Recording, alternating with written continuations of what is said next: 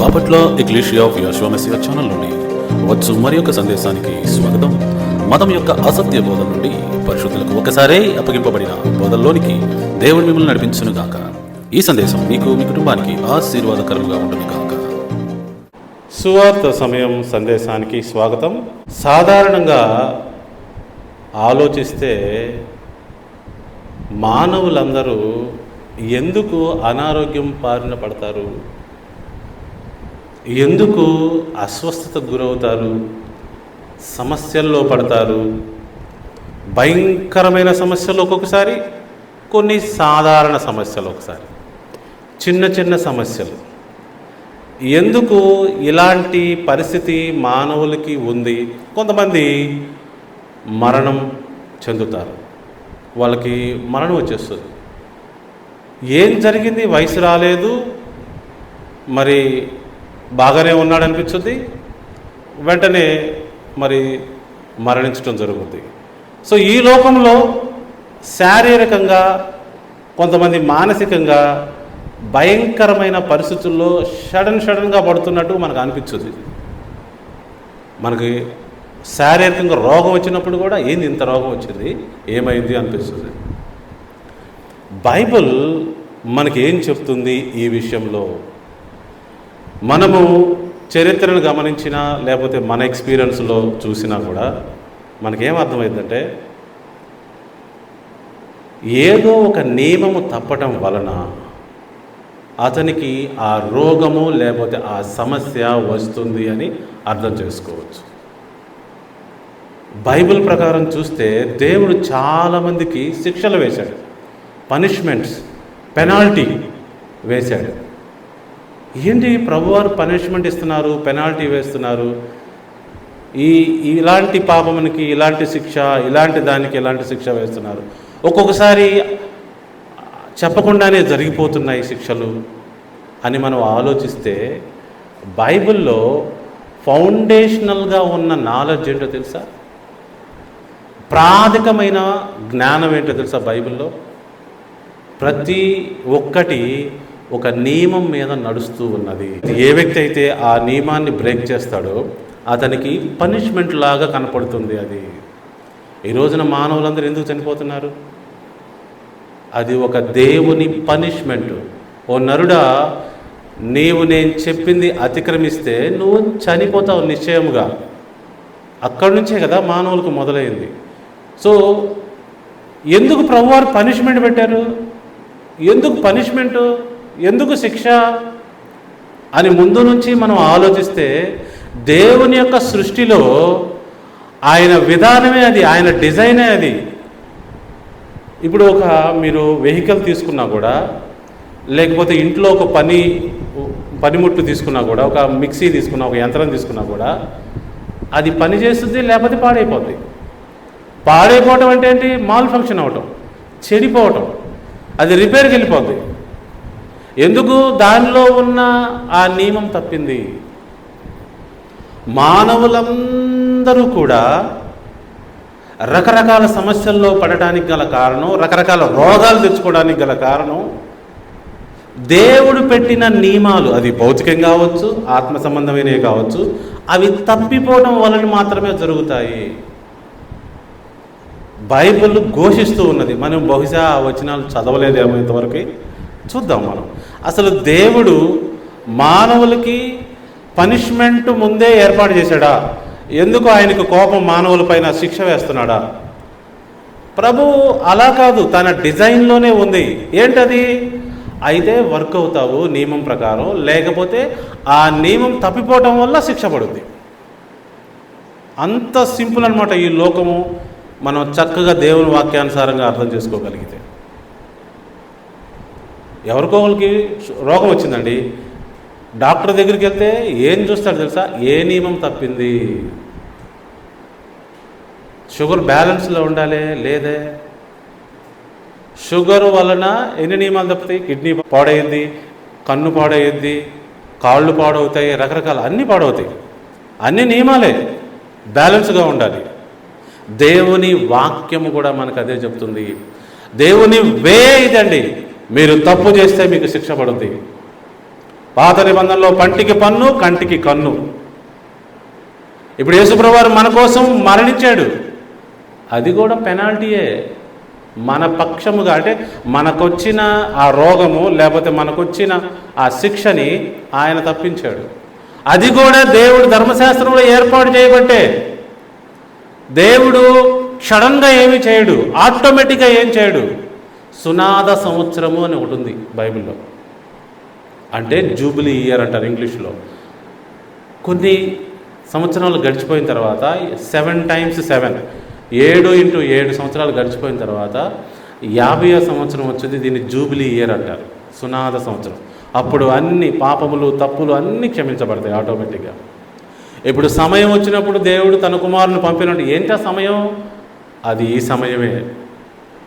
లేకపోతే మనల్ని క్షమించాలని, మనల్ని మరలా పరిశుద్ధులను చేయాలని ఆయన ఎందుకు అనుకున్నాడు మనం పాపంలోనే ఉండగానే? దేవుడు నియమం ప్రకారం పనిచేసే వ్యక్తి. ఒక నియమము ఆయన పెట్టాడంటే ముందు ఆయనే ఫాలో అవుతాడు. నియమం ప్రకారం పనిచేసే వ్యక్తి, నియమాల్లో ఉండే వ్యక్తి. సో ఫౌండేషన్ ఏంటి బైబిల్లో? మనం ఆయన పెట్టిన నియమాన్ని తప్పిపోకూడదు. నియమము అంటే ఆజ్ఞ, ఆజ్ఞాతిక్రమే పాపము, పాపం వల్ల వచ్చే జీతం మరణం. సో మరణం ఎందుకు అవుతున్నామంటే ఆజ్ఞ అతిక్రమించడం వల్ల. ఒకవేళ ఆజ్ఞను అతిక్రమించకపోతే మన పరిస్థితి ఎలా ఉండేది? మనం చక్కగా మూవ వేస్తూ అలా ఎదుగుతూ ఉంటాము. నీటిలో ఉన్న చేప ఎప్పటికీ బతికే ఉంటుంది, అలా అలా బతుకుతూ ఉంటుంది. ఆ నియమము సాటిస్ఫై అయినంతకాలం అది బతుకుతూనే ఉంటుంది. నువ్వు దాన్ని తీసి నేల మీద వేస్తే తప్ప, లేకపోతే ఏదైనా అన్వాంటెడ్ మందు లేదా డిసీజ్ దానికి వస్తే తప్ప. సో జీవితము దేవుడు మనకిచ్చినప్పుడు అది నియమాల మీద నడిచేటట్టు ఇచ్చాడు. ఎంతమందికి అర్థమవుతుంది? సో ఈ విషయాన్ని అర్థం చేసుకుంటానికి నేను ఇప్పుడు ఇంకొక మంచి ఉదాహరణ చెప్తాను. ఏంటా ఉదాహరణ? యూదుల ఉదాహరణ. యూదులు, యేసు ప్రభు వారికి పిలాతు విచారణ చేసి శిక్ష వేస్తున్నాడు, జడ్జిమెంట్ చేస్తున్నాడు. ఈయన నాకు ఇన్నోసెంట్గా కనబడుతున్నాడు, ఈయనలో ఏ పాపమో లేదు, ఏ తప్పు చేయలేదు, కాబట్టి నేను చేతులు కడుక్కుంటా, నాకొద్దు. అప్పుడు యూదులు ఏమన్నారు? మీకు ఎవరికైనా గుర్తుందా? ఆ పాపము మా పైన, మా పిల్లల పైన రాని అని వాళ్ళు ఏం మాట్లాడుతున్నారో తెలియకుండా మాట్లాడారు. ఇక అక్కడి నుంచి మొదలుకోనండి యూదుల గురించి స్టడీ చేయండి మీరు. 1948 వరకు వారికి ఒక ఠికాణా లేదు భూమి పైన. ఆయా దేశాల్లో బతికారు. AD 70 అంటే క్రీస్తు శకం 70 అంటే 70వ సంవత్సరంలో యెరూషలేము నేలమట్టం అయిపోయింది. పారిపోయారు. ఎటు దొరికినోళ్ళు దొరికినట్టు పట్టుకొని ఎటు బయట పడితే అటు పారిపోయారు. ఇశ్రాయేలీలు మ్యాప్ నుంచి పోయారు, వెళ్ళిపోయారు. ఇశ్రాయేల్ దేశంలో ఇశ్రాయేల్ లేరు. 70వ సంవత్సరం నుంచి కంటికి కనబడలా. ఏ దేశం వెళ్ళిపోయారో, ఎటు వలస వెళ్ళిపోయారో లేరు. తర్వాత వాళ్ళ స్టడీ చేస్తే వాళ్ళు ఎక్కడెక్కడ ఉన్నారు ఏమేంటని ప్రతి చోట వాళ్ళు శిక్ష పొందుతూనే ఉన్నారు. నరకబడ్డారు, హింసించబడ్డారు, బానిసలుగా చేయబడ్డారు భయంకరంగా. వాళ్ళు ఏమన్నారు? ఆ శిక్ష మా పైన రాని అన్నారుగా, వచ్చింది. మరి భయంకరంగా వచ్చింది. చాలా భయంకరమైన శిక్ష ప్రభువారు వారికి వేశారు. సో యూదులు AD 70 నుంచి 1948 వరకు ఎక్కడున్నారు, ఏం చేశారని ఇంటర్నెట్లో కొట్టినా కూడా చక్కగా ఇయర్ వైజ్గా వస్తుంది అనమాట. వాళ్ళు ఎంతమంది చేత శిక్షించబడ్డారు అని. ఆల్మోస్ట్ 2000 సంవత్సరాల వరకు వాళ్ళకి ఠికానా లేదండి. భయంకరమైన శిక్షను అనుభవించారు. మన జీవితంలో పాపం చేసి కూడా తప్పించుకుందామని చాలామంది ఊహించుకుంటూ ఉంటారు.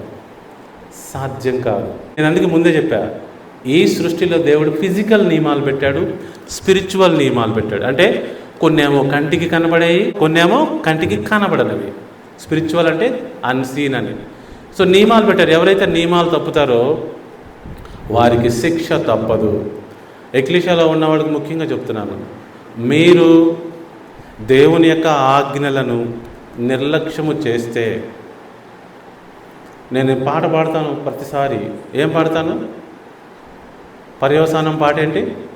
నీవు చేసిన ప్రతి పాపమునకు ఏమొచ్చును? పర్యవసానము వచ్చును. మన ఇళ్ళల్లో ఏం జరుగుతుందో మనకు తెలుసా? మనం చేసిన మంచికో చెడుకో పర్యవసానం జరుగుతుంది. ఏంటి? నా కుటుంబంలో, నా పిల్లలకి, నాకు ఏం జరుగుతుంది? మనం చేసిన మంచికి పర్యవసానం కానీ చెడుకు పర్యవసానం కానీ జరుగుతుంది. జాగ్రత్తగా అందరూ, ఎక్లీషియాలో ఉన్నవాళ్ళు జాగ్రత్తగా ఉండాలి. బయట వాళ్ళకి ఎటు అన్ని పర్యవసానాలు బ్యాడ్గానే ఉంటాయి. వాళ్ళకి డబ్బు వచ్చినా బ్యాడ్గా ఉంటుంది, అన్నీ వచ్చినా బ్యాడ్గానే ఉంటుంది. ఎక్లీషియా సంబంధులందరూ, కుటుంబంలో ఉన్న వాళ్ళకి నేనేం చెప్తున్నాను? Be careful. మనము అగ్నితో సహవాసం చేస్తూ ఉన్నాము.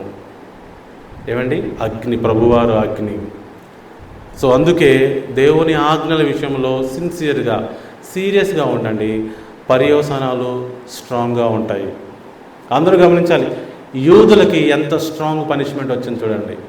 వాళ్ళు ఏం మాట్లాడుతున్నారో, దేవునితోనే ఎదురు తిరుగుతున్నారన్న సంగతి మర్చిపోయి ఆ శిక్ష మా పైనే, మా పిల్లలపైన రాని అన్నారు. వాళ్ళు ఎంత పెద్ద పర్యవసానాన్ని ఎదుర్కొన్నారో. ఇంకొక సందర్భంలో పౌలు గారి యొక్క గురువు గారు గమలీయేలు గారు, వీరు యేసు ప్రభు వారి మార్గమునకు, ఆయన సువార్తకు ఎదురు వెళ్తున్నారు. ఎవరు? యూదులు. వాళ్ళంతా వెళుతున్నప్పుడు ఈ పౌలు గారు గురువు గారు ఏమన్నారో తెలుసా? జాగ్రత్త, ఒకవేళ ఈ మార్గము మనుష్యులదైతే మీకేం సమస్య ఉండదు. ఏంటి?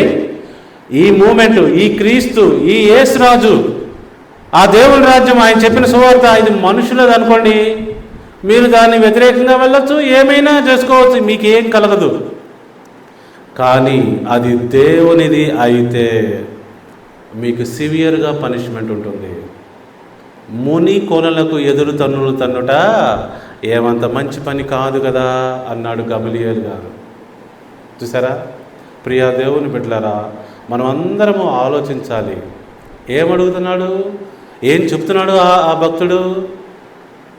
మీరేం చేస్తున్నారో మీకు తెలుసా? మీరు ఎవరికి ఎదురుగా వెళ్తున్నారో మీకు తెలుసా? ఎందుకు తెలుసా? దేవుని మార్గం అతనికి తెలుసు. ఏంటి దేవుని మార్గము? పంటికి పన్ను, కంటికి కన్ను. Punishment is severe. యేసు ప్రభువు మన కోసం ఎందుకు మరణించాడో తెలుసా? పనిష్మెంట్ ఉంది కాబట్టే. పనిష్మెంట్ లేకపోతే ఆయన ఎందుకు మరణించాలి? మానవుల పైన భయంకరమైన పనిష్మెంట్ ఉంది. ఆ పనిష్మెంట్ ఉంది కాబట్టి యేసు ప్రభువు వచ్చి ఎవరైతే నీతిమంతులుగా బతుకుదాం అనుకున్నారో వారి కోసం ఆయన మరణించాడు. ఇప్పుడు కొన్ని కార్ల కంపెనీ పెట్టుకున్నారనుకోండి, కార్లు తయారు చేశాడు, మంచి కార్లు. ఫస్ట్ టైం కారు చూసినప్పుడు చాలామంది చాలా ఆనందపడ్డారు. హే, ఇది బాగుందే, ఇది మనం ఏం నడవకుండానే తీసుకెళ్తుంది, ట్రాన్స్పోర్ట్ చేస్తుంది అనుకున్నారు.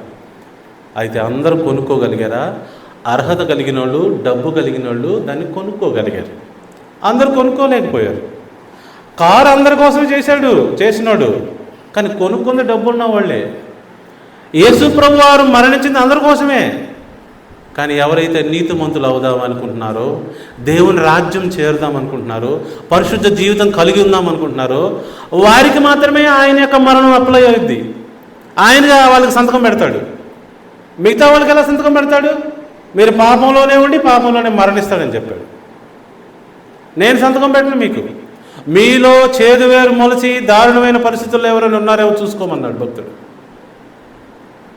కారులు అందరికీ, కానీ అర్హత ఉన్నవాడికి కారు వచ్చింది. ఈ రోజున యేసు ప్రభువు అందరి కోసం మరణించాడు. కాకపోతే ఎవరైతే నేను నీతిగా ఉండాలి, పరిశుద్ధంగా ఉండాలి, దేవుని రాజ్యం చేరాలి అని ఆశ కలిగి ఉన్నారో వారికి మాత్రమే ఆ అవకాశం కలుగుతుంది. వారికి మాత్రం ప్రభువు సంతకం పెడతారు, రక్షణలోకి తెచ్చుకుంటాడు. జక్కయ్య యేసు ప్రభువుని చూడాలనుకున్నాడు, జస్ట్ ఆయన మంచితనాన్ని విన్నాడు, ఆయన చెప్పే మాటలు విన్నాడు, స్వస్థతలు విన్నాడు. ఏదో చూద్దాం దూరం నుంచి ఆశ, గౌరవంతోనే అనుకున్నాడు, చూడటానికి ప్రయత్నించాడు. జక్కయ్య హృదయాన్ని యేసుప్రభువు వారు గమనించారు. జక్కయ్య మీ ఇంటికి రావాలి పద అన్నాడు. వెళ్ళాడు. లోపల ఏం జరిగినాయో సంభాషణలు జరిగినాయి, సువార్త చెప్పాడు, అన్నీ చెప్పుంటాడు. బయటకు వచ్చి జక్కయ్య అంటాడు, నేను మారిపోయా, నా ఆస్తిలో సగభాగం పేదలకు ఇచ్చేస్తున్నా. ఆస్తి ఇక ముఖ్యం కాదు, నేను ఎవరి దగ్గర అయితే 2 రూపాయలు తీసుకున్నా వాళ్ళకి 4 రూపాయలు ఇస్తున్నా, డబ్బులు ఇచ్చేస్తున్నా. ఆస్తి ముఖ్యం కాదు, దేవుని మార్గం అర్థమైతే. అర్థం కాకపోతే అదే ముఖ్యం, డబ్బే ముఖ్యం, ఈ లోకంలో గొప్పతనమే ముఖ్యం, అయ్యే ముఖ్యం. అప్పుడు ప్రభువారు అన్నమాట చాలా భావగర్భితమైనది.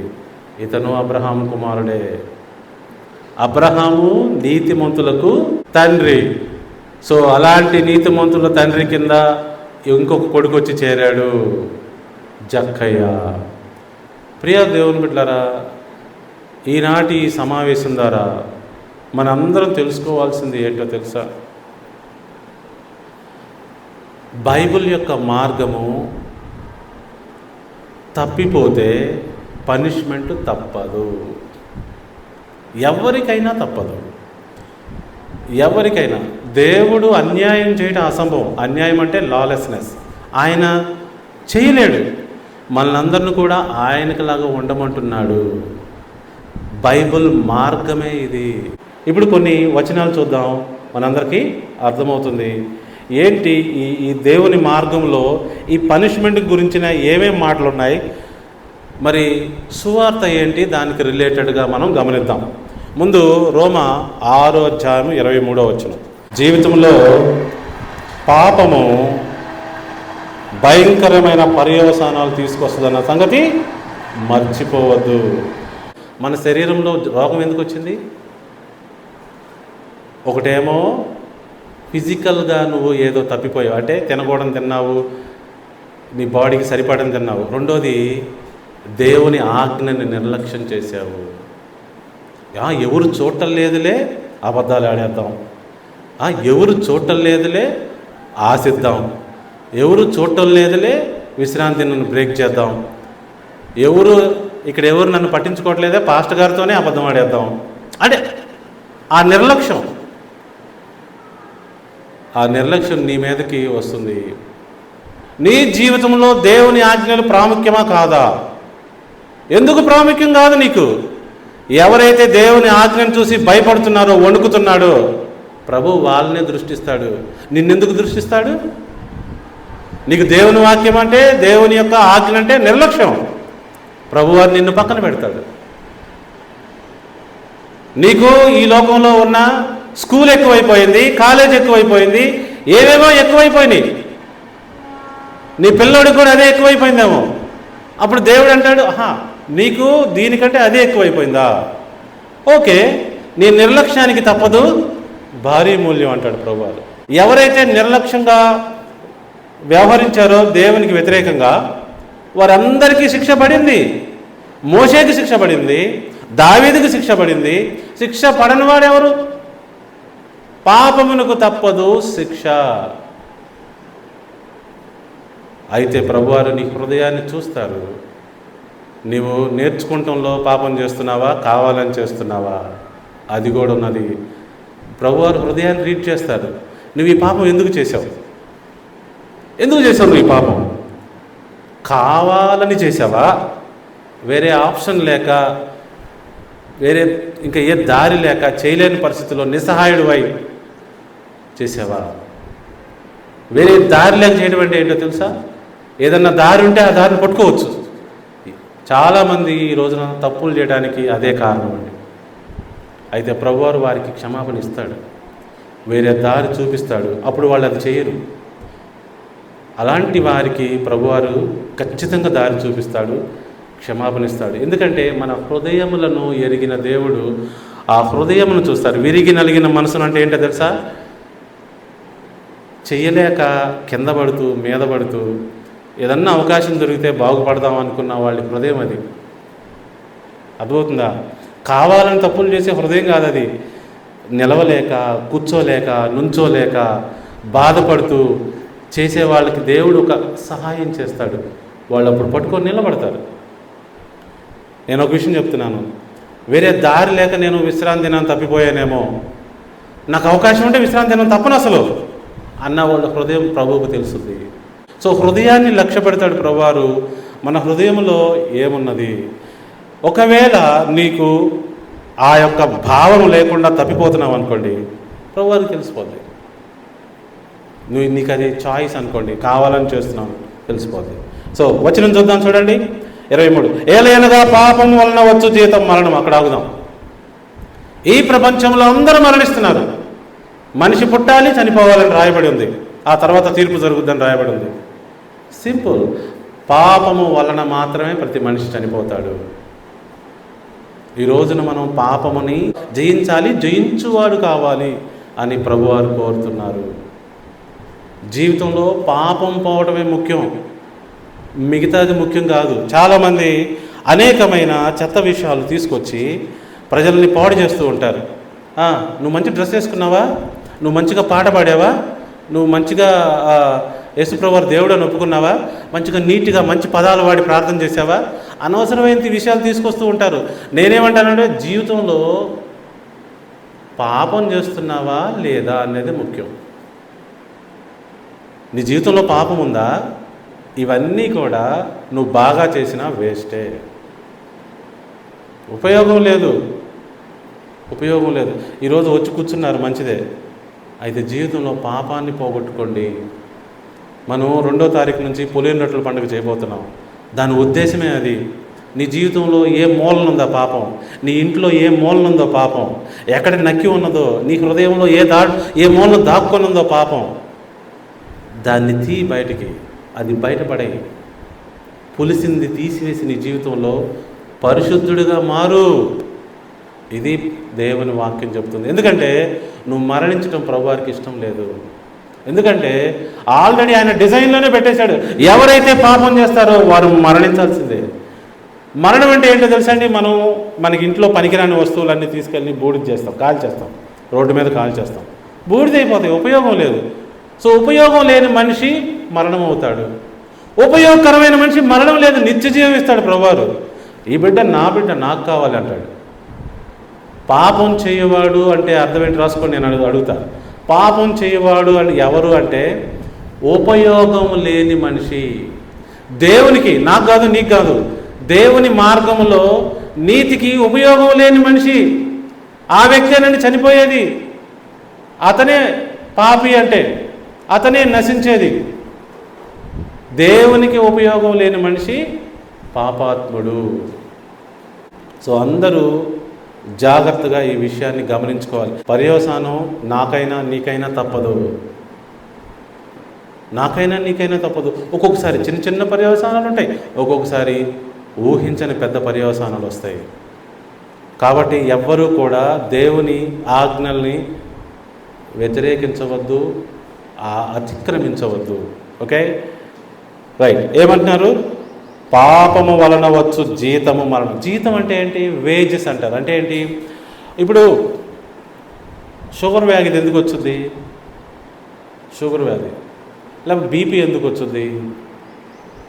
లేకపోతే ఏదన్నా గుడ్డితనము కానీ, లేకపోతే కుంటితనము కానీ, లేకపోతే పోలియో ఎందుకు వచ్చింది?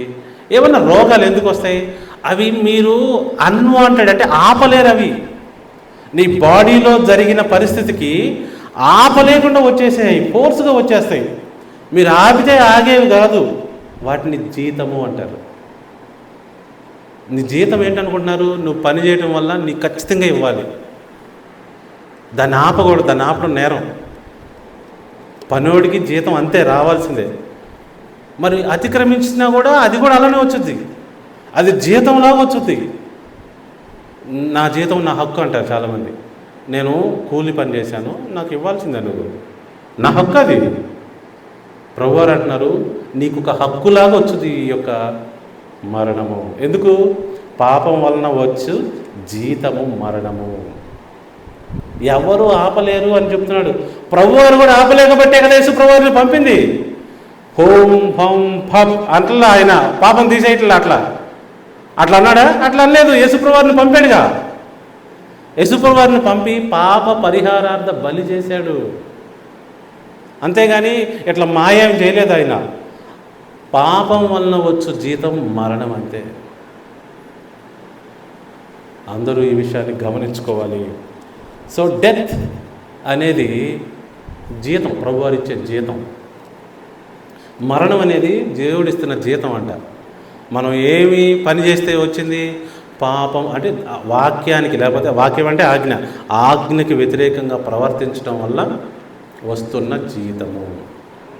జీతం అనేది ఒక హక్కులాగా ఎలా అయితే వస్తుందో, ప్రభువారు నిర్ణయం ప్రకారం, ధర్మశాస్త్రం ప్రకారం మరణం కూడా అలానే ఇవ్వబడుతుంది.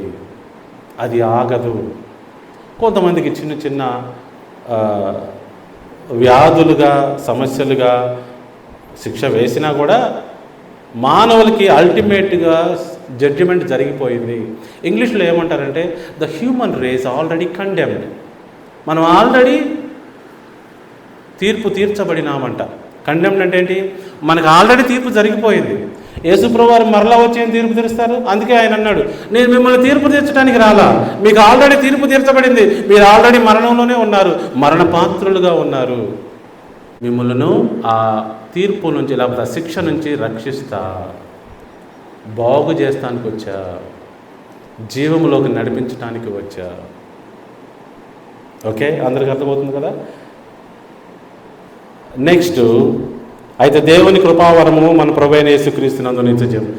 అంటే ఏంటి? కృపావరం అంటే ఏంటి? It's a gift. మనకు అసలు అర్హత లేదు మరణం అవ్వాలి. అయితే గిఫ్ట్ ఏంటంటే యేసుక్రీస్తునందు ఎవరైతే ఈ లోకము నచ్చక, ఈ పాపము నచ్చక, నీతిగా ఉండాలి, నేను నీతిగా ఉండలేకపోతున్నానని అనుకుంటారో వారికి దారి కనపడుద్ది, వారికి జీవ మార్గం కనపడుద్ది, వాళ్ళకి యేసయ్య కనపడతాడు. మిగతా వాళ్ళకి ఎవరికి కనపడ్డాడు. Okay, right. నెక్స్ట్ పాయింట్కి వెళ్దాం. నిర్గమకాండము 21వ అధ్యాయము 23వ వచనం. మనిషి ఎందుకు మరణమవుతున్నాడు? ఎప్పుడన్నా ఆలోచించారా మీరు? మనిషి రోగాల పుట్టగా ఎందుకుంటున్నాడు? రోగంతో, కొంతమంది పిల్లలు రోగంతోనే పుడుతున్నారు. చిన్న పిల్లలు కండి, వాళ్ళకి గుండెలో ప్రాబ్లంతో పుడుతున్నారు. ఈ యొక్క సమస్యలు ఏంటి? ఎక్కడి నుంచి వచ్చినాయి? ఇవన్నీ పర్యవసానాలు. అసలు మెయిన్ పర్యవసానం మనకు వచ్చేసిందిగా మరణం. నిర్గమ 21:23 చూస్తున్నారా? ఇక్కడే రాయబడింది, హాని కలిగిన ఎడల నీవు ప్రాణమునకు ప్రాణము, కంటికి కన్ను, పంటికి పళ్ళు, చేతికి చెయ్యి, కాలుకి కాలు, వాతకి వాత, గాయమునకు గాయము, దెబ్బకు దెబ్బయు నియమింపవలెను. ఇది ధర్మశాస్త్రం, దేవుడు నియమించిన ధర్మశాస్త్రం. మరి ఇది తీసేసాడు అనుకుంటున్నారా ప్రభువారు? ఇదేం తీసేయలేదే ప్రభువారు. పాపమునకు ఇప్పుడు కూడా మరణం శిక్షే. అయితే యేసు ప్రభువారి మీద ఆ యొక్క శిక్ష వేస్తున్నారు. పాప పరిహారార్థ బలి, దాని గురించి చాలామందికి తెలియదు. యేసయ్య మన కోసం మరణించాడు, మన పాపం కోసం మరణించారు, ఏదేదో రకరకాలు చెప్పేస్తూ ఉంటారు. దేవుడి ఏర్పాటు అది, సంకల్పం అది.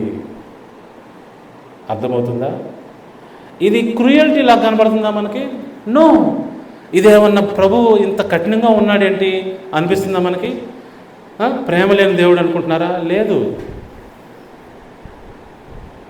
ఏదైతే మిస్టేక్ జరిగిందో, ఏదైతే ఆజ్ఞ అతిక్రమం జరిగిందో దానికి రిజల్ట్ అది. ప్రిన్సిపల్స్, దేవుని యొక్క ప్రిన్సిపల్స్. ఏ ప్రిన్సిపల్ అయినా దాన్ని మనం అతిక్రమిస్తే దాని పర్యవసానం వేరుగా ఉంటుంది, మంచి రిజల్ట్ ఇవ్వదు. ఎలా చెప్పాలి? మనం వంట వండుతూ ఉన్నాము, ఉప్పు కొంచెం వేయాలి. ఉప్పు ఎక్కువ వేశారనుకోండి, ఏమవుతుంది? ప్రిన్సిపల్ మారిపోయి మొత్తం ఉప్పుగా అవుతుంది. మారిపోయింది, ఎవరు తినలేని పరిస్థితి అయిపోతుంది, మొత్తం టేస్ట్ ఉప్పుగా వచ్చేస్తుంది. నూనె ఎక్కువ పోసారనుకోండి, అప్పుడు చూడండి ఎలా ఉంటుందో. నియమం తప్పితే రిజల్ట్ వేరుగా ఉంటుంది అని చెప్పదలిచాను అనమాట నేను. సో ప్రభువారు ఇక్కడ క్రియలుగా ఏమంటలేదు, this is the God's system అని చెప్తున్నాడు. ఇది దేవుని సిస్టము. దేవుని సిస్టములో ప్రభువారు ధర్మశాస్త్రంలో నిర్ణయించిన విధానం ఇది. అంటే ఇప్పుడు నేను నా పన్నోడు కొడితే నేను పన్నోడు కొట్టాలా అంటారా? చాలామంది అదే ప్రశ్న అడుగుతారు. నన్ను వాడు చంపాడు కాబట్టి నేను వాడు చంపాలి. లేదు, చట్టం ఉన్నదిగా, దేవుని చట్టము. అందుకే యేసు ప్రభువారి ద్వారా ధర్మశాస్త్రాన్ని కొంచెం లోతుగా వివరించాడు. తప్పు చేసిన ప్రతి ఒక్కరికి శిక్ష పడింది, శిక్ష పడుతూ ఉంది. పాపం చేసిన ప్రతి ఒక్కరికి శిక్ష పడుతూ ఉంది. ఆల్రెడీ మరణ పాత్రలో ఉన్నారు. ఆ మరణ పాత్రలో ఉన్నవాడు మళ్ళీ చంపుతున్నాడు. ఇప్పుడు ఎలా అంటే మీరు ఒక ఉదాహరణ చెప్తాను. జైల్లో ఉన్నవాళ్ళు తన్నుకున్నారు, చచ్చిపోయారు. వాళ్ళకి ఆల్రెడీ మరణశిక్ష పడింది అనుకుందాం. మరణశిక్ష పడిన వాళ్ళు తన్నుకొని మళ్ళీ ముందే చచ్చిపోయారు, ఉరి శిక్ష వేయకముందే. ఆలోచించండి ఎలా ఉంటుంది అది. ఆల్రెడీ మరణశిక్ష పడిందండి వాళ్ళకి, వాళ్ళు జైల్లో ఉన్నారు. వాళ్ళ సమయం రాకముందే వీళ్ళే తన్నుకొని ఒకరినొకరు పొడుచుకొని చచ్చిపోయారు. ఎలా ఉంటుంది? యాజ్ ఇట్ ఈజ్గా ఈ లోకంలో అదే జరుగుతుంది. ప్రభువారు దాన్ని అలానే చూస్తున్నారు. మీకు అర్థమైందా లేదా? ఇది కొన్ని రోజుల తర్వాత చనిపోయేవాడు ముందే చచ్చిపోయారు. పాపం చేసిన వాడు ఆల్రెడీ ఇంకొక పాపం చేశారు, అంతే. ఈ లోకంలో జరుగుతున్నదే అది. అందుకే ప్రభువారు ఏమంటున్నారంటే, మీరు నరహత్య చేయకూడదు, మీరు దేవుని రాజ్యములోకి ప్రవేశించండి, పరిశుద్ధులు అవ్వండి, నీతిమంతులు అవ్వండి. అందుకే ఈ లోకంలో ఎంతోమంది చనిపోతూ ఉన్నారు. హిట్లర్ చంపాడు కొంతమందిని, లక్షల మందిని చంపాడు. లెనిన్ అనేవారు లక్షల మందిని చంపాడు. ఆల్రెడీ మరణపాత్రలు అయి ఉన్నవారు కొంచెం ముందుకు చనిపోయినట్టు కనపడింది మనకు, అంతే. నాకైతే అలానే కనపడింది. ఎవరైతే చనిపోయే ముందు యేసు ప్రభు నామమున రక్షించబడ్డారో, పరిశుద్ధులయ్యారో, వారు ఆ మరణమైనా కూడా రేపొద్దున దేవుడు తన కుమారుని పంపి లేపుతాడు. వాళ్ళకి జీవితం ఉన్నది. హలో, ఎంతమందికి అర్థమైంది? మళ్ళీ చెప్తున్నా వినండి. ఆల్రెడీ ఈ ప్రపంచంలో ఉన్న వాళ్ళందరూ మరణపాత్రులే, అంటే మరణశిక్ష పడిన వాళ్ళే. మీరు అవునన్నా కాదన్నా 70 సంవత్సరాలు 80 సంవత్సరాలు వాళ్ళు చనిపోతారు. ఎవరు ఆపలేరు. ఎందుకంటే మరణ పాత్రంగానే పుట్టారు. ఆల్రెడీ మరణశిక్ష పడే ఉన్నది. ఇది జైలు వంటి ప్రదేశం.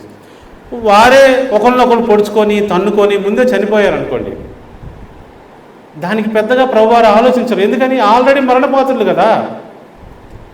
అన్యాయస్తుడు ఇంకా మరిలో ఇంకో అన్యాయస్తుడు చేశాడంటే అది పెద్ద లెక్కలే ఉంది. అన్యాయస్తులుగానే ప్రవర్తిస్తారు. కాకపోతే దేవుడు దేన్ని చూస్తాడు? వీరు ఆల్రెడీ రక్షించబడ్డారా లేదా, జక్కయ్యలాగా వీళ్ళు దేవుని రాజ్యంలోకి వచ్చారా లేదా. వస్తే ఏమైందంటే వాళ్ళు బతికినను మరణించను ప్రభువారు అయి ఉంటారు. పెద్ద సమస్య ఏం కాదు. చనిపోయినను బ్రతికినను రేపొద్దున ప్రభు బోర వినగానే వాళ్ళు లేచి వస్తారు. వాళ్ళకి జీవం ఉంటుంది. ఎందుకని? వాళ్ళు ఆల్రెడీ దేవుని నామమును రక్షించబడ్డారు కాబట్టి. ఎంతమందికి అర్థమైంది ఇది? సో ఈ ప్రపంచాన్ని మనం ఏ దృష్టితో చూడాలి? ఆల్రెడీ మరణపాత్రమైన లోకం ఇది. అందరూ మంచి చేసినా చెడు చేసినా మరణించాల్సిందే. అయితే దేవుడిచ్చు మార్గం ద్వారా వారు దేవుని రాజ్యంలోకి వచ్చి మరణంలో నుంచి జీవంలోకి దాటే అవకాశము కలిగింది. మరలా ఏదైనా తోటకి వెళ్ళి మరణం కాని పరిస్థితిలో ఎలా అయితే ఆదాము ఉన్నారో ఆ పరిస్థితికి వెళ్ళే అవకాశము వచ్చింది. అదనమాట. సో దాన్ని మనం అర్థం చేసుకోవాలి. సో దేవుని సిస్టమ్ ఏంటి? ఇప్పుడు పంటికి పన్ను, కంటికి కన్ను, అంతే. నెక్స్ట్ వచనం చూద్దాం. నహూము 1వ అధ్యాయము 3వ వచనం. ఎవరు కూడా దేవుని యొక్క తీర్పు నుంచి, శిక్ష నుంచి తప్పించుకోవాలని అనుకోకూడదండి. అనుకుంటే తప్పించుకుంటారా? లేదు కదా, అనుకోకూడదు. నహూము 1వ అధ్యాయం 3వ వచనం. యెహోవా దీర్ఘశాంతుడు, మహాబలము గలవాడు, ఆయన దోషులను నిర్దోషులుగా ఎంచడు. దేవుని సిస్టమ్ ఇది. యెహోవాయే దేవుడు. ఆయన చెప్పాడు, నేను తప్ప వేరే దేవుడు లేడని. ఆయన ఏమంటున్నాడంటే, ఆయన దోషులను, అంటే ఆల్రెడీ నేరం చేసిన వారిని నిర్దోషులుగా ఎంచడు. సో కాబట్టి నీవు నేను గిల్టీ అనుకోండి, ఏదైనా తప్పు చేసి ఉన్నాం అనుకోండి, తప్పించుకుంటాను అని అనుకోవద్దు. పర్యవసానం నా మీదకి రాదు, నేను తప్పించుకుంటాను అని ఎవరనుకోవద్దు. దావీదుకు తప్పలేదు, ఎవరికైనా తప్పలేదు. ఏమండి, మోషేకి తప్పలేదు. మోషే ఎంత పెద్ద నాయకుడు అండి. ప్రభువారు అన్నారు, ఇక్కడ ఆగిపో మోషే. ఏం మారు మాట్లాడాల దేవునికి వ్యతిరేకంగా, ఇక్కడే ఆగిపో, ఆ పుస్తకాలు వాళ్ళకి ఇచ్చేసాయి, నువ్వు రాసినాయి అన్నాడు. అంతే. నేనేం చేశానని అది కూడా అంటలా, అర్థమైపోయింది మోషేకి. జీవితంలో మోషే లాంటి వాళ్ళకే శిక్ష పడితే మనకు పడదా? ఒకవేళ మీలో ఈ యొక్క జ్ఞానం లేకపోతే ఈ రోజున మీకు చెప్తున్నా, ఈ ప్రపంచంలో నేరం చేసిన ప్రతి ఒక్కరికి శిక్ష తప్పదు. ఓకే, ఈ యొక్క మురికిలో భోగభాగ్యాలు అనుభవించినా కూడా పెద్ద విషయమేం కాదు, అదేం పెద్ద గొప్పతనం కూడా కాదు. సొలొమోను అనుభవించాడు, ఏమయ్యాడో మీకు తెలుసు. అలెగ్జాండర్ అనుభవించాడు, ఏమయ్యాడో మీకు తెలుసు. మనం జ్ఞానము అనే కన్నులు తెరిచి ప్రపంచాన్ని చూడాలి. ఇది పాపపు పర్యవసానాన్ని అనుభవించుచున్న లోకము, పాపం వలన వచ్చిన పర్యవసానాలతో నిండిపోయిన లోకము. ప్రభువారు దోషులను నిర్దోషులుగా ఎంచడు. మరి ఏం చేయాలి? ఆయన చేస్తే ఒకటే చేస్తాడు, ఆ దోషిని పక్షముగా ఇంకొకరిని, పంటికి పన్ను కంటికి కన్నులాగా యేసు ప్రభువారిని రీప్లేస్ చేసి అతన్ని పక్కకు తీసుకొస్తాడు. అంతేగాని క్షమాపణ ఉండదు.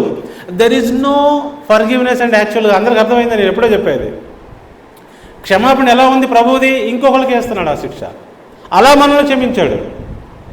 ఏమండి, ఆ శిక్ష పూర్తిగా మాఫీ చేయలే, రుణమాఫీ ఏం చేయలే, ఆ శిక్ష వేరే వాళ్ళకి వేశారు. ఇక్కడ కూడా చాలామంది రుణమాఫీ అంటే అలా క్యాన్సిల్ అవుతున్నాయి అనుకుంటారు రుణాలు. లేదు, ఆ రుణమాఫీ వెళ్ళి వేరే మీద బ్యాంకుల మీద పడుతుంది, బ్యాంకులలో కట్టుకుంటారు. లేకపోతే ఏం చేస్తారు తెలుసు, ఒక్కొక్కసారి ఈ ధనవంతులు ఉన్నారే వ్యాపారస్తులు, వాళ్ళ మీద వేస్తారు, వాళ్ళు కడుతూ ఉంటారు. అండ్ దాన్ని బెయిల్ అవుట్ అంటారు. అంతేగాని సిస్టమ్ అలా జీరో చేయదు సడన్గా. సో ఏ పాపమునకు కూడా క్షమాపణ ఇలా తీసివేయటం ఉండదు, దాన్ని వేరే వాళ్ళకి ట్రాన్స్ఫర్ చేయటం మాత్రమే ఉంటుంది. అదే మనం క్షమాపణగా చూడవచ్చు. సో గాడ్స్ క్యారెక్టర్ ఇంక్లూడ్, ఇప్పుడు ఇక్కడ చూడండి, దేవుని యొక్క నేచర్ని ఏం చెప్తున్నారు? ఆయన కఠినుడా? లేదు, ఆయన ధర్మశాస్త్రాన్ని ఫాలో అయ్యేవాడు. అందుకే ఆయన గుణగణాలు ముందు చెప్పాడు చూడండి. యెహోవా దీర్ఘశాంతుడు, మహాబలము కలవాడు. ఆయన మంచివాడు, దీర్ఘశాంతుడు. పాపం జరుగుతూ ఉంటే చూస్తాడు, ఆగుతాడు, వెంటనే శిక్షేయడు. మళ్ళీ మనందరం పాపం చేస్తున్నప్పుడు, నిర్లక్ష్యంగా వ్యవహరిస్తున్నప్పుడు వెంటనే వచ్చి ఎక్కడి నుంచో మనమే శిక్ష పడతలా. దీర్ఘశాంతుడు, చూస్తాడు, ఇంకొక అవకాశం ఇస్తాడు, ఆ తర్వాత శిక్ష వేస్తాడు.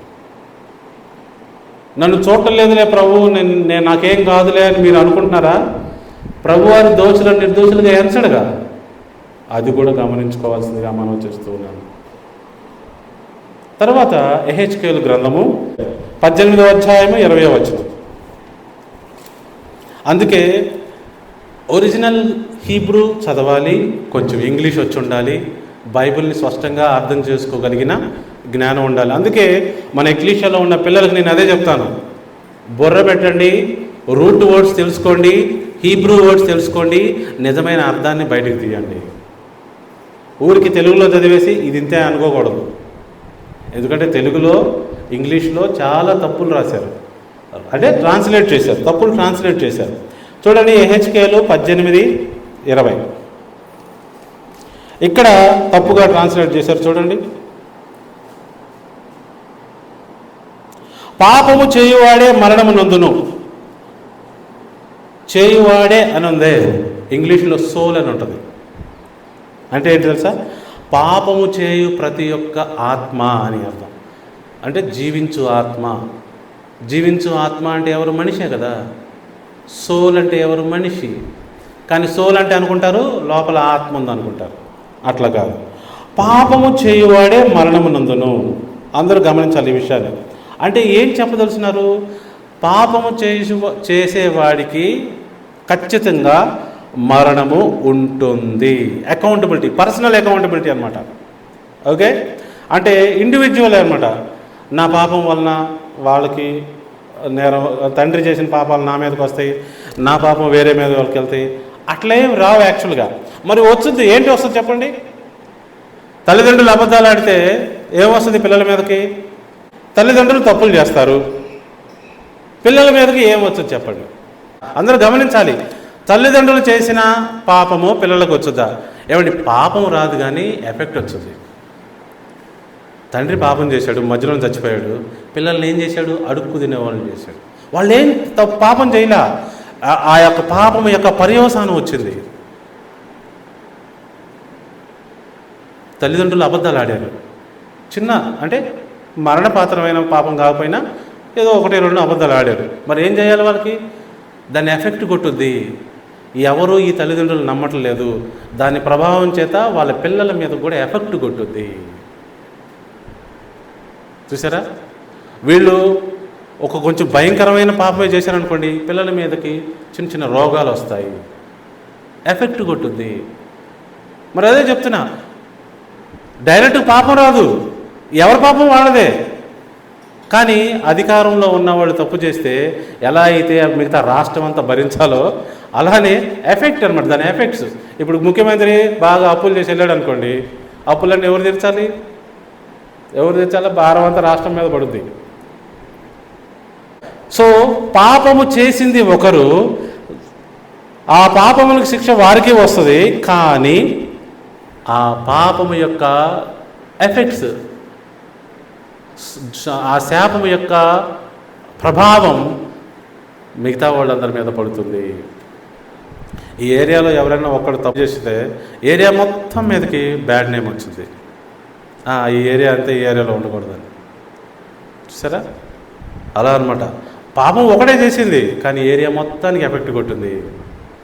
సో అందరూ అర్థం చేసుకోవాలి, ఇండివిజువల్ రెస్పాన్సిబిలిటీ అంటే ఇండివిజువల్గానే పాపములకి దేవుడు శిక్ష వేస్తాడు, అయితే ఎఫెక్ట్ అయితే కొట్టుద్ది. Punishment is directly tied to the sinner. పాపమునకు జీతము ఆ పాపికే కలుగుతుంది అని నేను ఈ విషయంలో చెప్పదలిచాను. నెక్స్ట్ వచనానికి వెళ్దాం.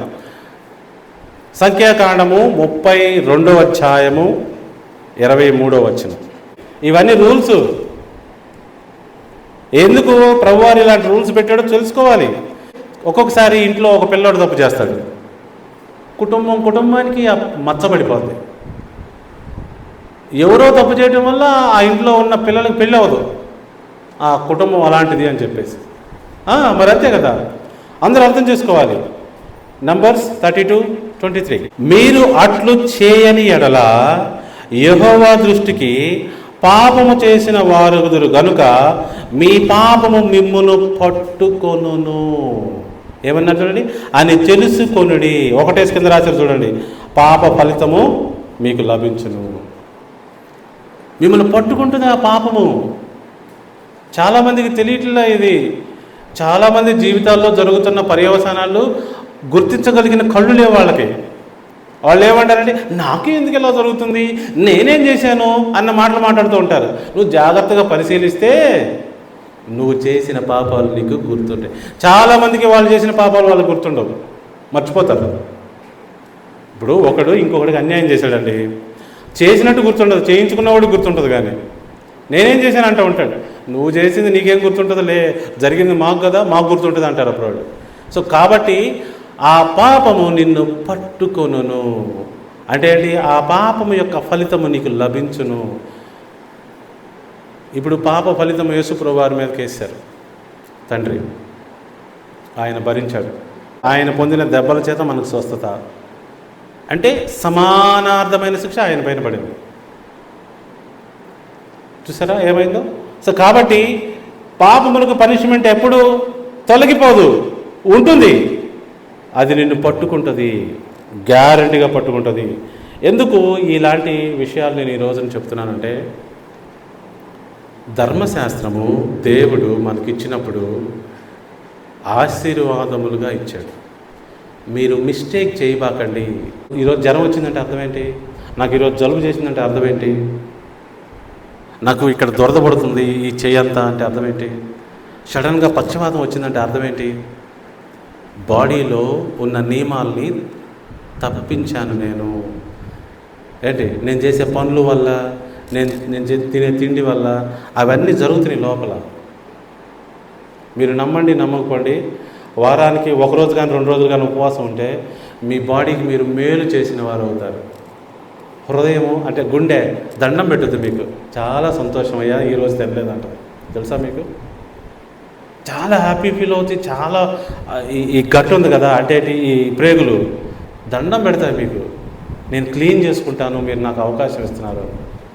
మీరు రోజుకి 4-5 సార్లు తినటం వల్ల ఖాళీ దొరకదు, క్లీన్ చేసుకోవడానికి దొరకదు, సమయమే దొరకదు. మనకు తెలియకుండానే అజ్ఞానంతో చాలా తప్పులు చేస్తున్నాము. దాన్ని ఏమన్నారంటే ప్రభువారు ఏమన్నారు? అన్యజనులు ఇలానే ఉంటారు అని. అన్యజనులు అంటే దేవుని జ్ఞానం పొందలేని వారు, వారికి నాలెడ్జ్ లైన్ కట్ అయింది అని.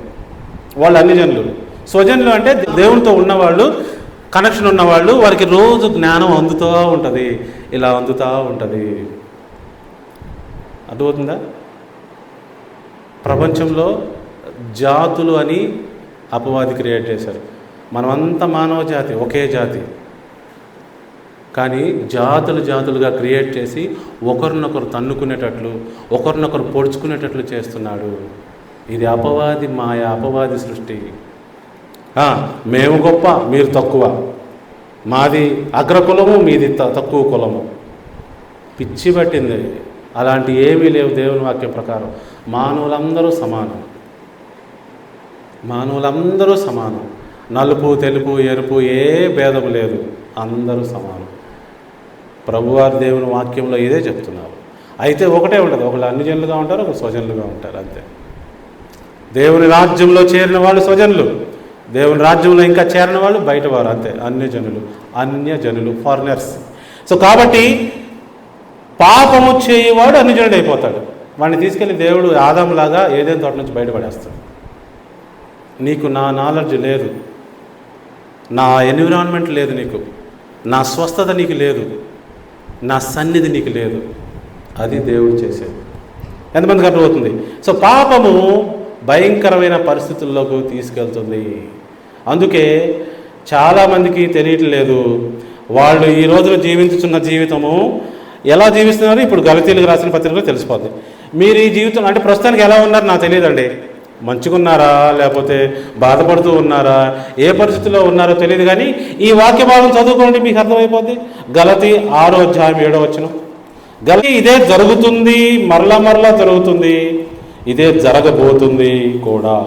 మోసపోకుడి, దేవుడు వెక్కరింపబడడు. మనుషుడు ఏమి విత్తును ఆ పంటనే కోయును. మీరు ఏ పంటను కోస్తున్నారు? ఆనందము, సంతోషము, సమాధానం అని పంట కోస్తున్నారా? మీరు దానికి సంబంధించింది ఏదో విత్తారు. లేదు, తలకాయ నొప్పి, ఇంట్లో గందరగోళం, బీపీ, షుగర్లు, భయంకరమైన ఆందోళన, గందరగోళం ఉంటే మీరు ఏమి విత్తారో మరి దీనికి కారణం అదైంది. ఎందుకు విత్తుతున్నారు? మీరు ఏం విత్తుతున్నారు? ఏమి లేదు, నేను ఆవిడ మాట విన్నాను, లేకపోతే మేము పలానా ఆయన మాట విన్నాను. వాళ్ళు ఎలాంటి వాళ్ళు? వాళ్ళు మంచోళ్ళు అని ఎవరు చెప్పారు? చాలామంది ఏం చెప్తారు తెలుసా? ఎందుకమ్మా ఇది చేస్తున్నామంటే మా పక్కింటి ఆవిడ చెప్పింది.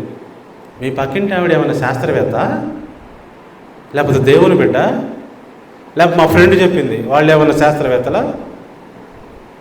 శాస్త్రవేత్త అంటే కనీసం ప్రూఫ్తో చెప్తాడు. కాబట్టి మీరు దేవుని వాక్యం చెప్తే చేయండి, మీరు దేవుని బిడ్డలు చెప్తే చేయండి. అప్పుడు జీవితానికి స్వస్థత కలుగుతుంది. మన జీవితం యొక్క రిజల్ట్ మన చేతుల్లో ఉందని ప్రభువారు దీని ద్వారా చెప్తున్నారు. మీరు ఏం విత్తుతారో, అబద్ధాన్ని విత్తితే అబద్ధానికి సంబంధించింది కోస్తారు, వ్యభిచారం విత్తితే వ్యభిచారానికి సంబంధించింది కోస్తారు, మోసం విత్తితే మోసానికి సంబంధించింది కోస్తారు. ఏమండి, దొంగతనం విత్తితే దానికి సంబంధించిందే కోస్తాం. మన జీవితంలో మనము ఏం విత్తుతున్నామో, చాలామంది దుర్మార్గత విత్తుతున్నారు, దానికి సంబంధించిన ఖచ్చితంగా వాళ్ళు కోస్తారు. ఈ లోకంలో చాలామందికి తెలియలేదండి ఎంత భయంకరమైన పరిస్థితి ఉంటుంది అని మనం చేసే వాటికి. This is a universal law. దేవుడు మనకిస్తున్నది ఇదే, అర్థం చేసుకోండి. దేవుని రాజ్యంలోకి ప్రవేశించటం అంటే ఒక వ్యక్తి నీతిమంతుడిగా మారి, లేకపోతే మారతానని చెప్పి రావటం, లేకపోతే దేవుని రాజ్యంలోకి ఎంట్రీయే లేదు. ప్రభువారు ఏమన్నారు ఒక ఉపమానంలో, పెండ్లి వస్త్రం లేకుండా ఇక్కడికి ఎలా వచ్చావన్నాడు.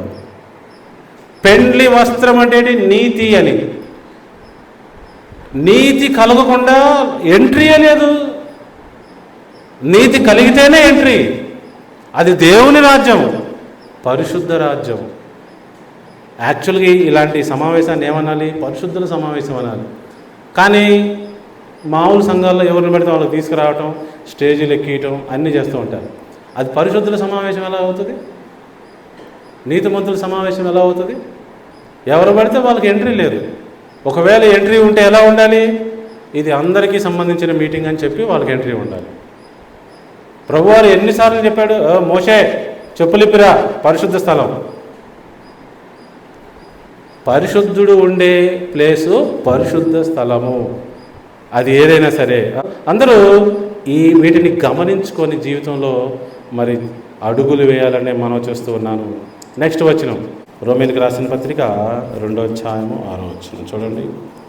ఆయన ప్రతివానికి వాని క్రియలు చొప్పున ప్రతిఫలం ఇచ్చును. సత్క్రియలు ఓపికగా చేయొచ్చు, మహిమను ఘనతను అక్షయతను వెదుగు వారికి నిత్య జీవమునిచ్చును. Underline this point. ప్రతివానికి వాని క్రియలు చొప్పున ప్రతిఫలం ఇప్పుడు వచ్చుద్ది, తర్వాత వచ్చుద్ది. అందుకే మంచి క్రియలు, సత్క్రియలు ఓపికతో చేయండి. ఓపికగా ఉండాలి సత్క్రియలు చేయాలంటే. ఎలా తెలుసా? నీ ఫ్రెండ్కి అరే నేనున్నాను సహాయం చేస్తానంటావు, మర్చిపోతావు దాన్ని. లేకపోతే నేను ఇస్తాను నీకు 5,000 అంటావు, 5,000 కాస్త 10,000 అయ్యేటప్పుడు నాకు కుదరదని వెనక్కి అడుగేస్తావు. నువ్వు ఇచ్చిన మాటని తప్పిపోయావు. అక్కడ సత్క్రియలు ఓపికతో చేయాలి. ఆలోచించి మాట ఇవ్వాలి. నువ్వు ఎట్లా పడితే అట్లా మాట ఇవ్వకూడదు. మాట తప్పితే, ప్రామిస్ బ్రేక్ చేస్తే నీ క్యారెక్టర్లో లోపాలు ఉంటాయి. సత్క్రియలు చేయడం నేర్చుకోండి. ఎన్ని క్రియలు చేశారు మంచి క్రియ? మీరు ఒకసారి వెనక్కి తిరిగి చూసుకుందాం మన లైఫ్లో. మంచి క్రియలు, సత్క్రియలు ఎన్ని చేశాను? ఒక్కటన్నా చేశానా? మంచి క్రియ కుడి చేతితో ఇచ్చింది ఎడం చేతికి కూడా తెలియకుండా దానం ఇచ్చానా? ఎవరికన్నా చేశానా? మంచి క్రియలు ఎన్ని చేసావు నువ్వు? చాలామంది మాకు అన్ని ఎకరాలు ఆస్తి ఉంది, ఇన్ని బిల్డింగులు ఉన్నాయి, ఇన్ని కార్లు ఉన్నాయి, ఎంత ఆస్తి ఉంది అనుకుంటారు. నీ ఆస్తి ఏంటో తెలుసా? నీ దేవుని వాక్యం ప్రకారం సత్క్రియలు. ఎంత ఆస్తి ఉంది మీకు అడుగుతున్నా నేను. చిన్ననాటి నుంచి ఉందండి నాకు ఆస్తి, ఎప్పుడు చెప్పుకుంటూ ఉంటాను నేను. సత్క్రియలు అనే ఆస్తి ఉన్నది మీకు. సత్క్రియలు ఏంటో తెలుసా? మీ పాపం చేసే అవకాశం ఉండి కూడా ఆ పాపం చేయకుండా నిలబడతారే, అదొక సత్క్రియ అవుతుంది. మీకు చేసే అవకాశం ఉంటుంది, మీరు చేయగలరు కూడా, మీరు అన్యాయం చేయొచ్చు, చేయకుండా నిలబడతారే, అది మీకు ఒక సత్క్రియ అవుతుంది. సో ఎక్లీషియాలో ఉన్న వాళ్ళని ఇప్పుడు ప్రశ్నిస్తుంది ఏంటంటే, మీకు ఆస్తి ఎంత ఉంది అని అడుగుతున్నాను నేను. ఏంటి మీరు ఈ బంగారము వెండి లేకపోతే ఎన్ని ఎకరాలు ఆస్తి అవి అడగట్లే నేను. సత్క్రియలు అనే ఆస్తి ఎంత ఉన్నది, ఎంత ఉన్నది? చాలామంది మనల్ని దూషిస్తారు, చేస్తారు, అన్నీ చేస్తారు. బదులు దూషించకుండా నీతికి నిలబడతావా? దేవుడే నీకు పగ తీరుస్తాడు వెళ్ళిపో అంటావా? లేకపోతే నువ్వు కూడా దూషిస్తావా? సత్క్రియలు కావాలి నీకు సత్క్రియలు చేయాలి. ఎంతమందికి అర్థమవుతుంది? అక్కడ ఏమన్నాడు? సత్క్రియలు చేసేవారికంట, ఓపికగా చేసేవాళ్ళకి మహిమ, ఘనత, అక్షయత, వెదకు వారికి నిత్య జీవం వస్తుంది. ఇవి వెతికే వారికి వస్తుంది. అందరూ సత్క్రియలు చేయండి, వీటిని సంపాదించుకోండి. ఇంకొక వచనం చూద్దాం ఇలాంటిదే. ప్రకటన గ్రంథము 22వ అధ్యాయము 12వ వచనం. ఈరోజు టాపిక్ ఏం చెప్తున్నాను? బైబిల్లో ఉన్న డిజైన్ ఏంటంటే, పాపమునికి శిక్ష తప్పదు, ఎవరికైనా తప్పదు. పాపము చెయ్యకూడదనేదే పాయింట్. ప్రభువారు పాపాల చిట్ట రాసుకోవట్లా, ఆటోమేటిక్గా నియమాలు పెట్టి మనం అతిక్రమించినప్పుడు వాటి రిజల్ట్ వచ్చేటట్టుగా చేసేసాడు. మనకేమో రాసి ఇతను ఎంత పాపం చేశాడు కాబట్టి ఎంత శిక్షిద్దాం అట్లేమంటలా. ఈ ఆల్రెడీ డిసైడెడ్ అనమాట, ఇంత పాపానికి ఇంత శిక్ష పడిపోద్ది, ఇట్లా జరిగిపోద్ది, ఫిక్స్డ్ అనమాట. అంతే. ఇంకా 22వ అధ్యాయం 12వ వచనం, ఎవరైతే ప్రార్థన చేస్తారో అప్పుడు ఆలోచిస్తాడనమాట. ఇదిగో త్వరగా వచ్చుచున్నాను, వాని వాని క్రియల చొప్పున ప్రతి వానికి ఇచ్చుటకు నేను సిద్ధపరిచిన జీతము నా యొద్ద ఉన్నది. దట్స్ రైట్, జీతం నా యొద్ద ఉన్నది, నేను త్వరగా వచ్చుచున్నాను. ఇది ఎవరు మాట్లాడుతారు? యేసుప్రభువు వారు. నేను త్వరగా వస్తున్నా తీర్పు తీర్చడానికి. ముందొచ్చానే, అప్పుడు తీర్పు తీర్చలా, ఇప్పుడు తీర్పు తీరుస్తా. ఎందుకని? చాలామందిని లైఫ్లోకి తీసుకొచ్చానుగా, లైఫ్కి అవకాశం ఇచ్చానుగా. నెక్స్ట్ లైను చాలా తప్పుగా అర్థం చేసుకున్నారు చాలామంది. నేనే ఆల్ఫయు ఒమేగయు, మొదటి వాడిని కడపటి వాడిను, ఆదియు అంతమునై ఉన్నాను. అది ఏంటో చెప్తాను చూడండి.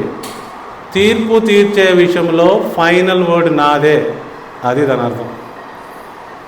ఆ విషయంలో ఆల్ఫా ఒమేగా నేనే. ఏ విషయంలో? ప్రభువారు నాకు ఇది అప్పగించారు, తీర్పు తీర్చాయా, నీదే ఫైనల్ హియరింగ్ అని. ఇప్పుడు మా కొడుక్కి ఒక హోటల్ మేనేజ్మెంట్, హోటల్ క్రియేట్ చేసి వాడికి ఇచ్చేసాను అనుకోండి, మేనేజర్గా, ప్రొపరేటర్గా. ఆ హోటల్ విషయంలో A to Z అధికారం నేనే అని చెప్తాడు. ఇక్కడ మా డాడీ ఏం రాడు, నాకు ఇచ్చేశాడు, నేనే చూసుకుంటా. ఆల్ఫా ఒమేగా నేనే ఈ హోటల్కి. అది సందర్భం అక్కడ యేసుప్రభువు వారు పలుకుతున్న మాటలు. అర్థమైంది అందరికీ? సో కాబట్టి ఈ విషయాల్ని స్పష్టంగా అందరూ అర్థం చేసుకునే జ్ఞానం సంపాదించాలి. ప్రతి ఒక్కరికి జీతం రెడీగా ఉంది అంటున్నాడు ప్రభువారు. పాపము శిక్షను తెస్తుంది. ఏమండి? పాపము శిక్షను తెస్తుంది. పాపం అనగా ఆజ్ఞాతిక్రమమే పాపము. ఎవరైతే ఆజ్ఞని అతిక్రమించకుండా ఫాలో అవుతారో శిక్షను తేదది, ఆశీర్వాదాలను తెస్తుంది. అందుకే ప్రభువారు ఏమంటాడంటే, మీ ముందు 2 దారులు పెట్టా, ఒకటేమో శిక్షదారి, ఒకటేమో ఆశీర్వాదాల దారి, మీరే చూస్ చేసుకోండి. మీ ముందు 2 దారులు. మళ్ళీ చెప్తున్నా, ఈ లైఫ్లో ప్రతి స్టేజ్లో నీకు 2 దారులు కనబడతాయి. ప్రతి స్టేజ్లో నీకు 2 దారులు ఎదురవుతాయి. ఏది చూస్ చేసుకుంటావు? శిక్ష, ఆశీర్వాదమా? ఎందుకంటే పాపము చే ప్రతి వాడికి శిక్ష తప్పదు. ఇప్పుడు యేసుప్రభువు వారు వారికి పాప పరిహారాలతో బలి చేసిన తర్వాత కూడా పాపం చేస్తే వానికి శిక్ష తప్పదు. కావాలని చేస్తే అసలు క్షమాపణ లేదు అంటుంది బైబిల్. ఎబ్రిల్కి రాసిన పత్రిక 10వ అధ్యాయంలో. మనలో ఎవరైనా సరే విషయం అంతా తెలుసుకొని కూడా కావాలని తప్పు చేస్తే పరిహారం లేదంట, గుర్తుపెట్టుకోండి. So punishment is proportional. శిక్ష కూడా అకార్డింగ్, అంటే మనం ఎంత చేస్తే అంతవరకు వస్తుంది. కొన్ని పాపములకు దేవుడు క్షమిస్తాడు. మరణకరం కాని పాపములు కొన్ని ఉన్నాయి, మరణకరమైన పాపములు కొన్ని ఉన్నాయి. ఏంటి? ఈ పాపములకి నిష్కృతి లేదు అన్న కొన్ని పాపాలు ఉన్నాయి. హోలీ స్పిరిట్కి సంబంధించిన పాపము, ఏమండి, భయంకరమైన పాపములు కొన్ని ఉన్నాయి.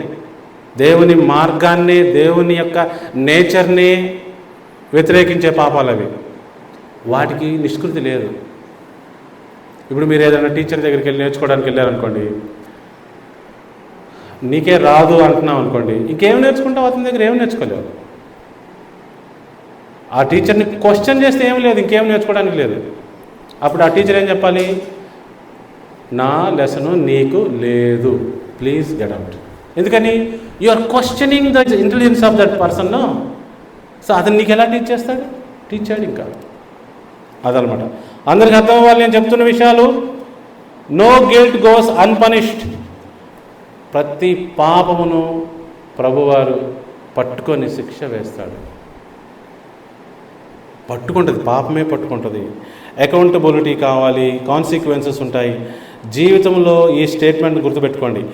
In the Bible punishment is not accidental, it is a fixed law of divine justice. దేవుని వాక్యం ప్రకారం శిక్ష అనేది ఏదో యాక్సిడెంటల్గా వచ్చేది కాదంట. అది దేవుని యొక్క చాలా కేర్ఫుల్గా వేసిన శిక్ష. యాక్సిడెంటల్గా ఏమీ రాదు, ఆశీర్వాదము రాదు, శిక్ష రాదు. దేవుడు కేర్ఫుల్గా ఇచ్చినదే అది. Every sin earns its consequences, every deed is measured, and every person and every nation will face judgement in its time. ప్రతి ఒక్కరూ వారి వారి సందర్భాల్లో వారి వారి టైంలో వారు చేసిన పాపములకి శిక్ష అనుభవిస్తారు, జడ్జిమెంట్ని ఫేస్ చేయాల్సిందే. ప్రభువారు చివరిలో జడ్జిమెంట్ ఎందుకు పెట్టారనుకుంటున్నారు? పాపాన్ని ఆయన తేలిగ్గా తీసుకోడు అని చెప్తున్నాడు. ఏ పాపాన్ని ఆయన తేలిగ్గా తీసుకోడు, అందుకే జడ్జిమెంట్ ఉంది. అలాగే పుణ్యం చేసిన వారు, మంచి చేసిన వాళ్ళందరికీ కూడా ఖచ్చితంగా దేవుని యొక్క కృప ఆశీర్వాదాలు ఉంటూనే ఉంటాయి. చూడండి, ప్రకటన గ్రంథం 21వ అధ్యాయంలో రాయబడిన విషయాన్ని గమనిస్తే 27వ వచనం గమనించండి. గొర్రెపిల్ల యొక్క జీవ గ్రంథమందు రాయబడిన వారే దానిలో ప్రవేశింతురు, కానీ నిషిద్ధమైనది ఏదైనను, అసహ్యమైనది, అబద్ధమైన దాన్ని జరిగించు వాడైనను దానిలోకి ప్రవేశింపడు. అండర్లైన్ చేసుకోండి ఆ లైన్. దేవుని రాజ్యంలోకి నిషిద్ధమైనది ఏది ప్రవేశించదు. అంటే పాపముతో ముడిపడి ఉన్నది ఏది కూడా అందులోకి ప్రవేశించదు. అసహ్యమైన దానిని, అబద్ధమైన దానిని జరిగించువాడు కూడా అందులోకి ప్రవేశించడంట. ప్రవేశించడు. సో ఇప్పుడు సువార్త ఏంటి? యేసు ప్రభువారు చెప్పింది. యేసు ప్రభువారు మనకేం చెప్పారంటే, దేవుని రాజ్యపు డోర్స్ ఓపెన్ చేయబడినవి. మీరు కనుక నీతి పరిశుద్ధత కోసం ఆకలి దప్పులు కలిగి ఉంటే దేవుని రాజ్యం మీకోసమే ఓపెన్ చేయబడింది. ఊరూరా గ్రామం తిరిగి చెప్పిన శుభవార్త ఇదే. యేసు ప్రభువారు మీకోసం దేవుని రాజ్యం వచ్చింది, కమాన్ ఎంటర్ ఇంటూ ఇట్, ప్రవేశించండి. దేవుని రాజ్యమును నీతిని మొదటి వెతుకుడి, మత్తయి 6:33. చిన్న మంద భయపడుకుని మీకు రాజ్యం అనుగ్రహించబడ్డకు మీ తండ్రికి ఇష్టమై ఉన్నది, లోకా 12:32. ఆయన ఊరూర గ్రామం తిరిగి చెప్పింది ఇదే. ఓ పాపం చేస్తూ మరణమవుతూ సతికిలబడుతున్న వారులరా, మీకు ఇంకా ఆ యొక్క పరిస్థితిని ఉండకుండా చేస్తా, మీరు దేవుని రాజ్యంలోకి ప్రవేశించండి.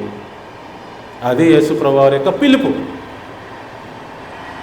అందరూ ఈ శుభవార్తని అర్థం చేసుకుంటే, ఈ శుభవార్త ద్వారా దేవుని మార్గంలోకి వచ్చి దేవుని ఆశీర్వాదాలు పొందుకొని ఇక్కడే భూమి మీద ఉండగానే నిజమైన నియమాలు, నిజమైన శాంతి, నిజమైన సమాధానం, మనశ్శాంతి, మనస్సాక్షి పొందుకొని అద్భుతంగా జీవించి ఈ జీవితం ప్రభువారు ఇచ్చినందుకు ఒక వాల్యూ తీసుకొచ్చి వెళ్తారని నేను ముఖ్యంగా మనవి చేసుకుంటూ ఈనాటి ఈ సువార్త సమయం సందేశాన్ని ముగిస్తూ ఉన్నాను.